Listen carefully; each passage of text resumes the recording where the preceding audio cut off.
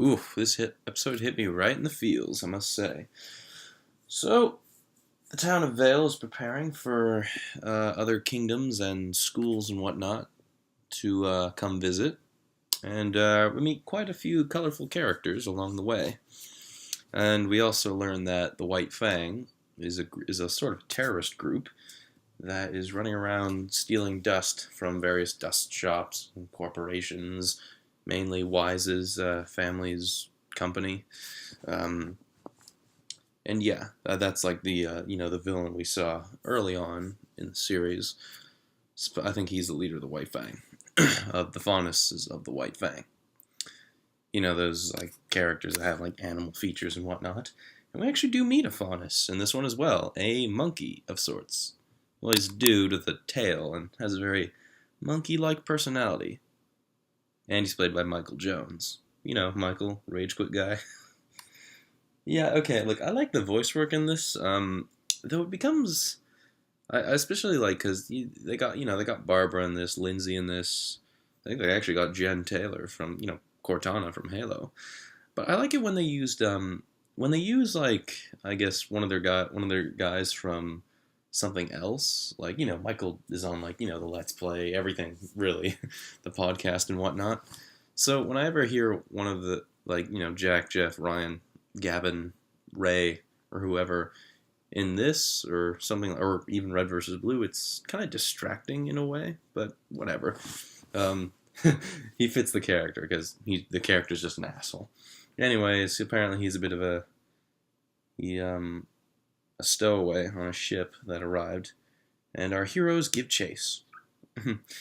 And while they give chase, they literally Wise crashes into this one chick by the name of Penny, a ginger-haired person with a very weird personality and sense, I guess. So Wise smashes like head first into this chick. She lies on the ground and basically like introduces herself, and she realizes, hey, I'm on the ground. I should probably get up now. I'm just like, what? So yeah, they all introduce themselves. And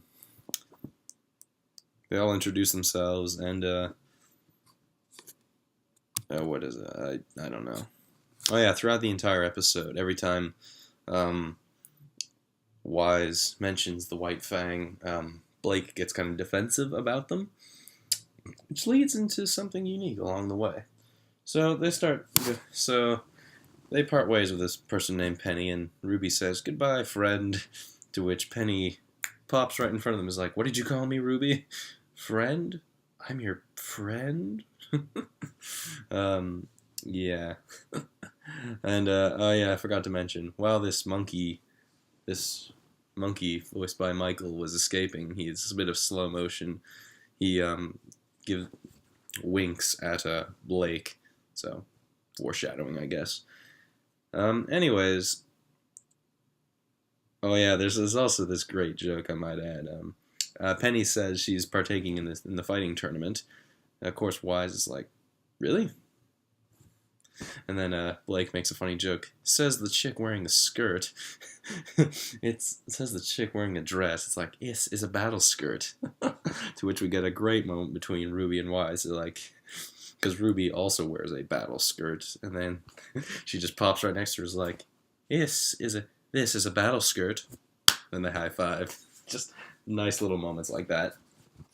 And then the remainder of the episode becomes a bit of a hissy fit between Wise and Blake. Wise blasting the Faunus and the White Fang for basically just being a terrorist group, and Blake trying to defend them, saying, hey, you're just adding to the problem, being all prejudice and whatnot to them. Which, yeah, well, you can kind of look at it like that. But then we learn that, well, her hate is more than just skin deep. It's more buried in her family's roots, and that, well, yeah, she said, members of her father's company just die. They've been at war, the White Fang and her family, and just various family members of her and, members of this company have died, basically. Like, who knows how much dust got stolen and whatnot, so her hate very much stems generations. And then we get the reveal. Blake is a member of the White Fang and a Faunus. That bow she wears it covers her cat ears, which are kind of cute looking, I must say. So that gets revealed, and the team is kind of not falling apart, but it's causing problems, to say the least. So yeah, then Blake runs off, takes off the bow, and then you hear Michael's voice. He's like, "Huh, you look better without the bow," something like that. Or it's like, "I figured you would look better without the bow."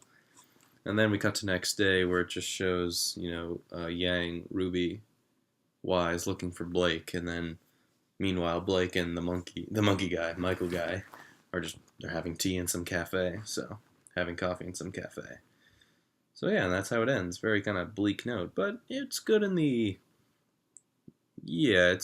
the sort of big sort of reveals and whatnot. The only problem is that, well, Blake at this point, for me at least, was probably like the black sheep of the group, no pun intended.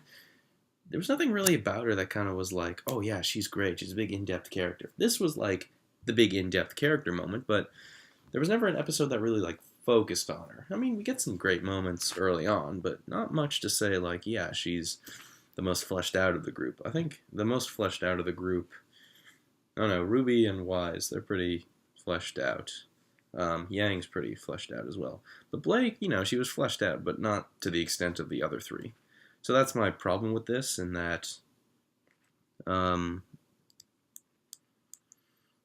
my problem with this reveal, is that it doesn't have as much impact because we just don't know much about Blake at the moment.